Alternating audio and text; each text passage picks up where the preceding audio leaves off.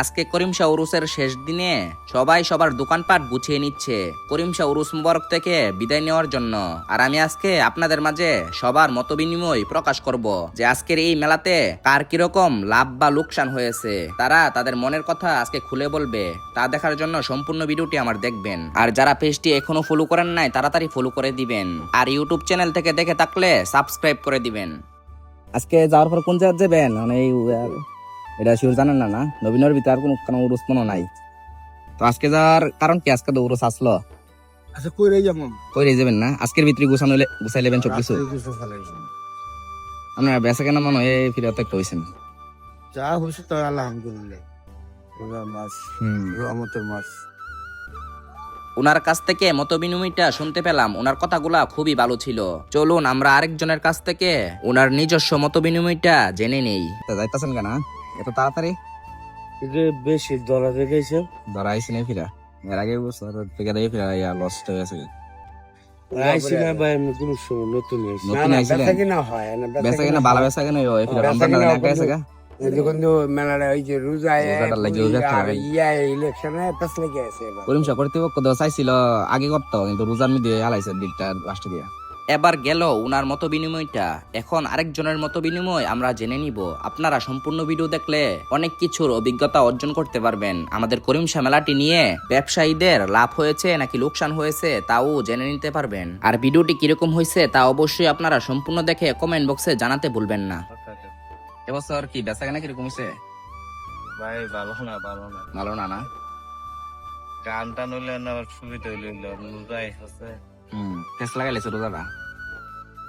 এখন কি কবে যাবেন আপনারা, আজকে নাকি কালকে? কালকে আমরা নতুন নবীনগর উপজেলা। আমরা ওনার কাছ থেকে ওনার মত বিনিময়টা জেনে নিলাম। এখন আমরা করিম শাহ মাজারের সকল আশেকানদের থেকে মত বিনিময় জেনে নিব, ওনারা দেখি কি বলে। আপনারা ওনাদের কথাগুলা শুনবেন, আর করিম শাহ মেলা নিয়ে আপনাদের কি যুক্তি তাও আমাকে বলবেন। আজকে যাবেন জ্ঞান থেকে? থাকতে পারি না, কালকে সকালে যেতে পারি। অনেক একটা কথা ছিল, এবছরে যে উরুসটা হয়েছে আগের বছরের থেকে মানে জমজমাট বেশি হয়েছে নাকি কম হয়েছে? কম হয়েছে। কম হয়েছে না? এটার সম্বন্ধে আর একটু বুঝতেন? এর সম্বন্ধে এবার এই যে মনে করছে রোজা আর এই যে আপনি ইলেকশনে তা বলে লাগাইছে নাকি আপনার দয়ে ফিরে একটা কিছু হয় জমজমাট করতে পারছেন? জমজমাট কি আমরা আইছি জরিমানা এখন যাবেন গাবার নাকি?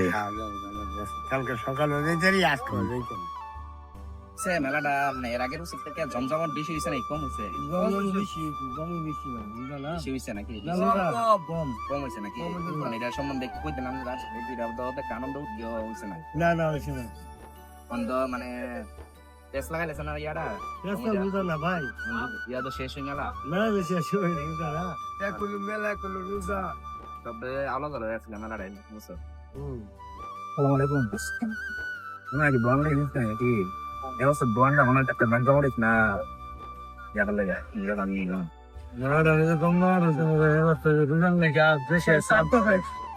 দেশে একটা মনে করেন কি আগল ফুয়েরও আইসে না, মানুষ বিদেশ হয়েছে এই ফিরা সব ডের অফিস